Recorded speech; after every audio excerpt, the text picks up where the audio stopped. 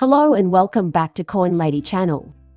Now, on with the usual cryptocurrency reporting and commentary. The majority of the cryptocurrency and financial industries are likely to be discussing Ripple and XRP today. Before we go into Craig DeWitt's tweet, I have a few comments to set the stage. However, there is a fascinating development in the field of conventional finance. That the conventional financial system has been disintegrating is a major factor. It seems like every day a new bank goes up in flames. We, too, have recently begun to observe a significant pattern. That crypto is confounding expectations is a trend. Authorities, banks, and other organizations of all stripes have recently come forward to label cryptocurrency as fraudulent. And the storyline about crypto being a scam has persisted since at least January. Yes, it has been proven. JP Jim Cramer and CNBC have both come out and said that cryptocurrency is essentially a fraud and swindle. Recently, I posted a video in which I pondered the question, what the hell is J.P. Morgan doing? In that video, I highlighted that Jamie Dimon has long been an opponent of cryptocurrency. However, I have noticed that the financial services industry is quietly developing use cases for blockchain technology. Even though decentralized crypto would be exactly up their alley, they're attempting to avoid using it. It's exactly what they are after. They prefer to come up with their own unique approaches. They would rather not share their meals with other groups, therefore this solution suits their needs. They have no interest in cooperating at all. They are selfish and bent on dominance. They've been in charge for so long that they now feel entitled to continue in that role. But in my opinion, that approach is certain to fail. I believe that people have consistently and, more lately, actively pushed back against the established order.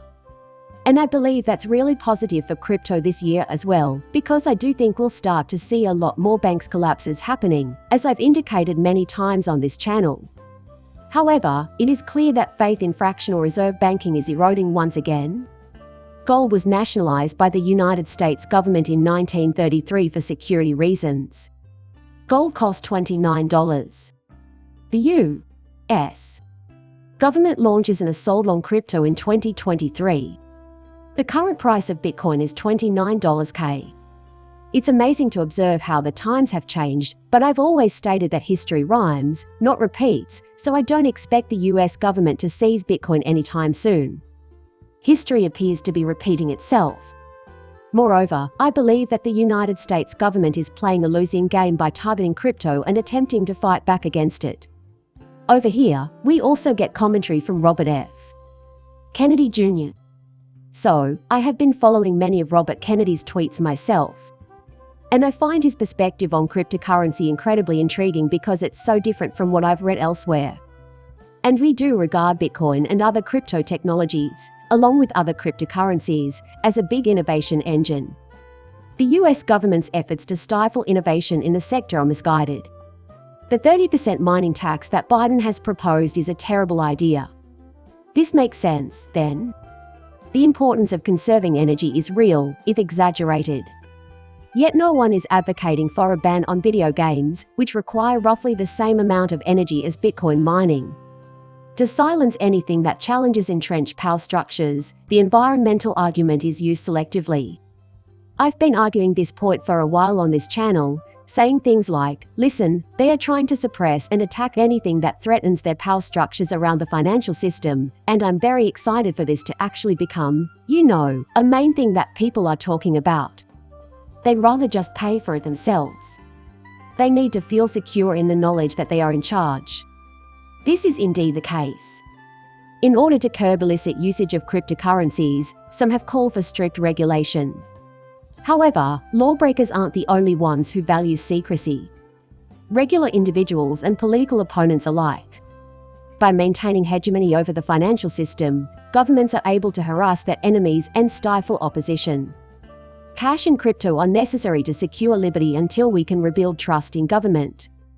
And yes, I agree with you completely. In my opinion, cash and cryptocurrency are both necessary for a healthy economy. Many of these debates pass my way. The concept of CBDCs bothers me. I've elaborated on this numerous times. What do you think our governments will do with CBDCs if they fight back this hard against cryptocurrencies and decentralized finance? Isn't that the million-dollar question? Your thoughts?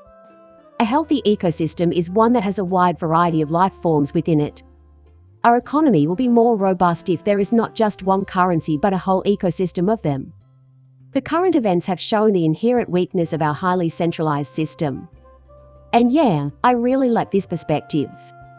Even more than you, I think this is a fantastic concept.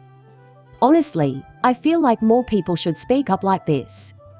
I mean, we just saw the congressional hearing with Gary Gensler and I said, Warren Davidson gives a lot of amazing perspectives on exactly what's wrong with the SEC and Gary Gensler himself, which I enjoyed. I appreciate your perspective and appreciate the thought. But now the bankers are coming out in force. Here in the States, a lawmaker has declared that everyone who uses Bitcoin is either dishonest with the IRS or a criminal. This is Brad Sherman, by the way. He's the biggest fool around, and we all know it. And here we have Robert F. Kennedy Jr. who, as I mentioned, has been making extra efforts to spread the word about crypto's impending massive growth. I hear he'll be giving a talk at the Bitcoin conference in Miami from May 18th to 20th, which is really exciting. We can see that the late, great Robert F. Kennedy pursued tax cheats during his tenure as U.S. Attorney General 60 years ago. His kid, it has been reported is scheduled to appear at a seminar for tax evaders today.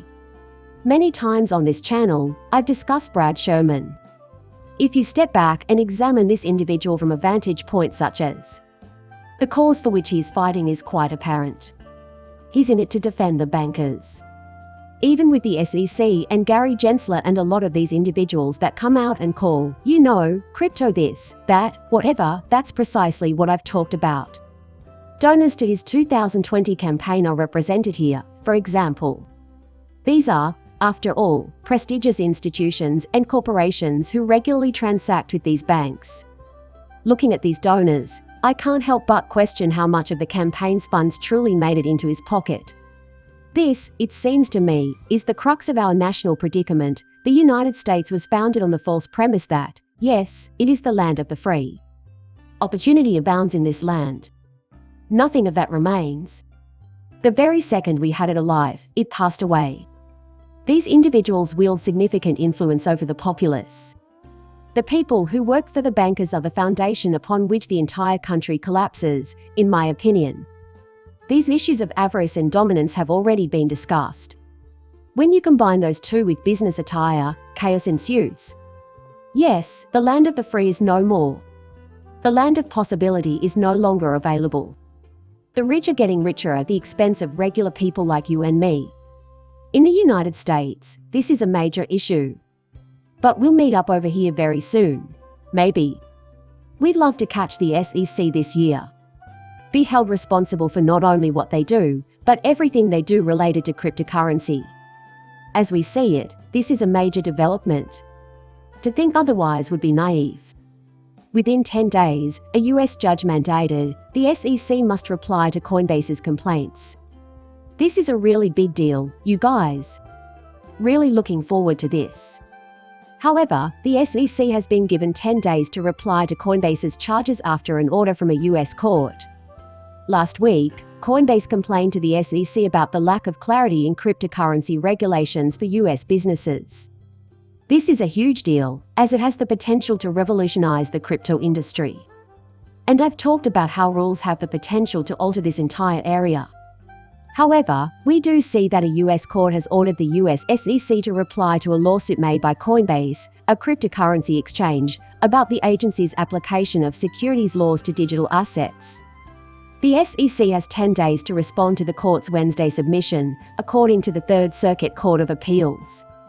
After waiting 7 days, Coinbase may provide a response. The SEC has not yet responded to a petition submitted by a cryptocurrency exchange in 2022 requesting the creation of legal rules governing the digital assets industry. The SEC has been given until Friday of this week to present a legal justification for its delay in responding to the petition. This is a huge deal, for sure. I'm thrilled, but it would be much better if the SEC would comment on all of their recent moves instead than just this one. The SEC seems to have simply disregarded this issue, as it has many others. And it's one of the most significant issues I've noticed here. I think this is a good place to start as we examine the SEC and Gary Gensler. The congressional hearing was a good first step, in my opinion. In my opinion, Gary Gensler has been thoroughly roasted. But the issue is that we never saw him respond to any of our inquiries. The lack of transparency, accountability, and satisfactory responses to inquiries has been one of my most frequent criticisms of the SEC and Gary Gensler. When we examine their actions more closely, we see that they are evading these inquiries. In my opinion, we should turn to the SEC rather than them to answer and prevent such inquiries. And I believe this is a fantastic beginning to that end. SEC officials have stated that they're still reviewing the phrase digital asset, thus they have removed any reference to a potential definition from their most recent rulemaking. This is exactly the sort of thing we're discussing, so certainly, I thought that was fascinating to add in the film. They are trying to make it sound like crypto has perfect clarity and openness. Norms have previously been established. Everything is ready to go. We need these businesses to come in and register, but they are making it hard to distinguish between different types of digital currency and other assets. You don't understand the difference between a currency and a security. And not a single bit of it is clear. There is no clarity at all. How Gary Gensler can keep talking about this and say things like, "Oh, well, the rules are clear," is beyond me. As though there is no ambiguity here and everything is okay. This is obviously not the case, as evidenced by the fact that the names of digital assets are being renamed. The SEC appears to have scrapped a planned definition of digital asset that may have been the first step toward giving crypto a more official status. And there are some quotations to be found below.